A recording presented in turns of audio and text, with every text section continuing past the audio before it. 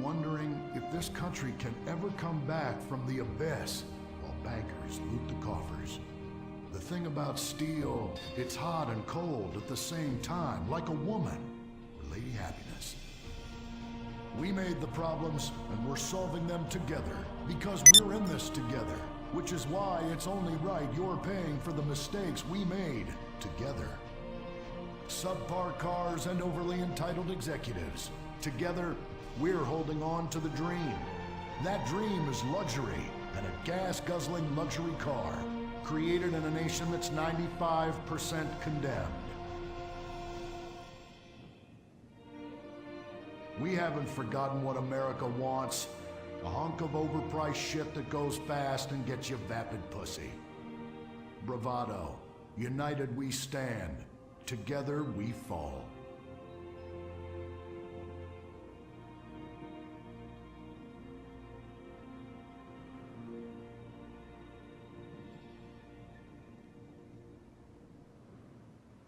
What will you do when you finally win the lottery? I'm gonna have my ex-wife strangled by a hitman. Start dreaming. Play the San Andreas State Lottery and have all your fantasies come true. Rehab Island, a tiny island. 10 desperados who will do anything on television. No food, a massive pile of cocaine, and tons of relapses. Reality finally gets real on CNT. Germs. It's kill or be killed in the great warfare in your home. Of all the places in your home, your carpet is the battleground where the fighting is the nastiest. That's where I come in. Mr. Spot. Ordinary cleaners leave stains, dirt, germs, and life behind. I don't. I kill everything. I clean and disinfect the toughest stains and kill 99.9% of germs and living tissue. I can cleanse a crime scene or strip a baby to the bone in less than an hour. Mr. Spot destroys away wine stains. Dead. Mud. Dead.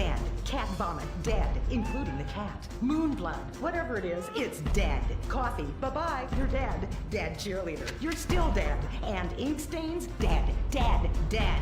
Your teenager is shooting DNA on every surface of the house. Mr. Spot cleans it away. If you want, it'll even clean him away. Mr. Spot, a squirt is all you need, then boom, nothing lives on. Criminals fear him. Police respect him.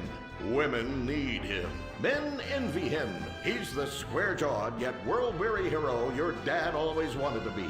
He's the diamond in the rough, fighting crime by breaking rules that haven't been written yet. He's even, when appropriate, seen with ethnics and women. The Bald Eagle Broadcasting System presents Gordon Moorhead in Moorhead Rides Again! He smokes 60 a day. He drinks a quart of rye at lunch. He has incredible powers of reasoning. And he keeps America safe when government intervention cannot. Sleep easy, America. Someone else is worrying about things so you don't have to.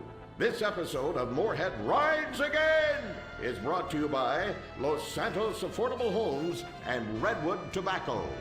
Before we start this week's episode of Moorhead Rides Again, we'd like to tell you about a remarkable free offer. You can own an incredible, genuine Gordon Moorhead detective badge, replica gun, and packet of candy cigarettes. So you can help protect your neighborhood the same way Gordon protects America. All you need to do is get your dad or uncle to write a check for $10.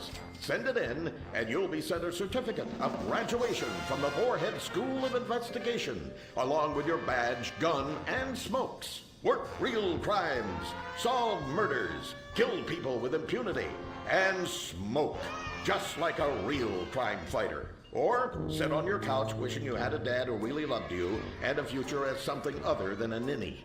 And now, Moorhead Rides Again! It's free now!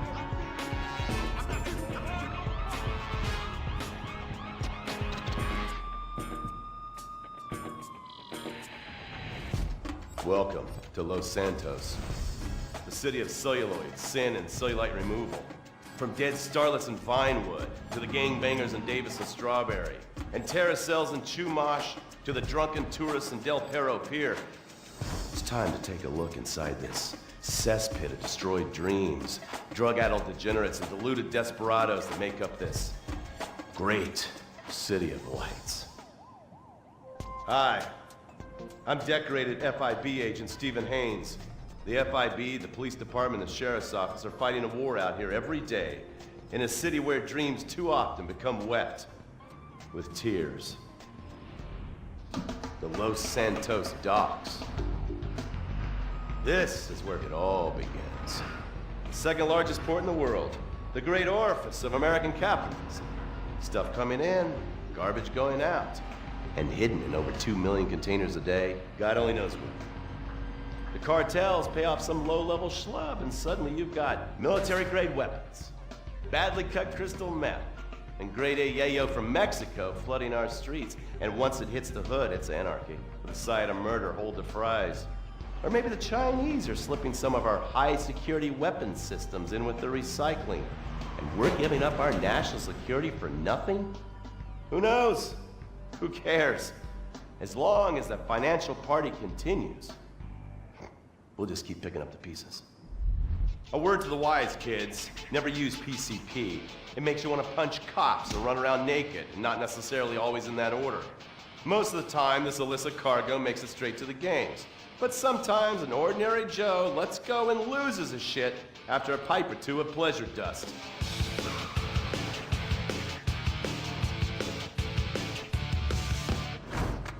The Vagos. Bloodthirsty Chicanos with a predilection for pain, papaya juice, and spicy plantains. They're one of the largest Mexican street gangs in the city, with rumored connections to several major mafias. While half the battle out here is fought with guns, the other half is with informants. Sometimes you need to become the bad guys to bust the bad guys. All right, guys, let's go. When the Ballas and the families aren't shooting each other, they're selling the dope that the junkies are shooting into their veins. The families love sports almost as much as they love banging. Flashy, arrogant, competitive, and aggressive, they are lifelong bitter enemies of the Ballas. Wearing the colors of the feud or the Corkers, the families call themselves Gang Green. Of course, like all families, they love a good squabble. Subdivided into sets, such as the Chamberlain Gangsters or the Carson Avenue set, it turns out the families love shooting each other almost as much as they love shooting Ballas. Now, the LSPD have had many run-ins with various family sets over the years. With the Ballas, the FIB take a more community outreach approach. Hey guys, stay out of trouble now. Suck my Steve Haynes. Now, the Ballas fly the colors of the Los Santos Panic, or the Boers, purple, because they are the bruise on the face of this city. While some thugs obviously prefer 4 wheels, other desperados prefer 2. Leather, exhaust, and drugs. No, this isn't an exotic S&M party. These are one of the nation's toughest outlaw motorcycle gangs, the Lost. Rumors are they get a new tattoo for every person they stab. And it's definitely okay for your motorcycle mama to show her breast to your friends. The FIB has been tracking the Lost for years. We've jumped from coast to coast and have spent more time in the Midwest than a tornado spotter. When they're not running meth, they're smoking it. Or so I hear, a dangerous new drug on the streets called toilet cleaner. And believe me, your toilet will be cleaned after you've smoked some of it. Of course, Vinewood being Vinewood, it's not all about leathery dudes trying to show off on their motorbikes or roided up gangbangers stuck in some 90s time warp. This is the town that made mass murder into nostalgia. Of course, to become truly popular, your murder has to be both unsolved and gruesome. In a town full of alien spotters, adults dressed as zombies, and entertainers dressed as cartoon characters, it takes something particularly awful to really catch people's attention. The famous, unsolved murder of a Vinewood starlet is one such case. For years, horny nerds have wondered what happened to Leonora Johnson, and if they would have plucked up the courage to speak to her or kill her themselves. It's inspired filmmakers, writers, and copycat killers. Conspiracy theorists have blamed various celebrities, the mayor, the Soviets, short skirts, women's liberation, and hidden aliens embedded amongst us for the murder.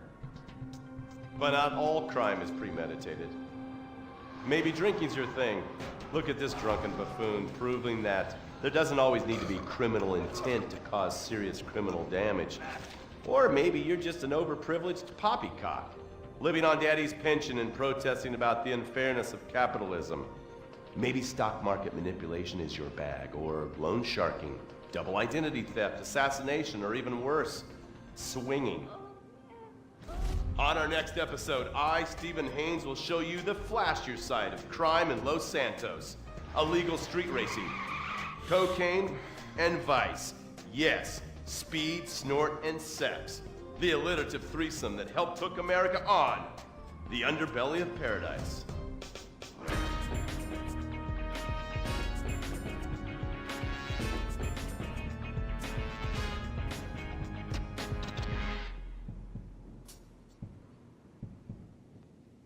In times like these,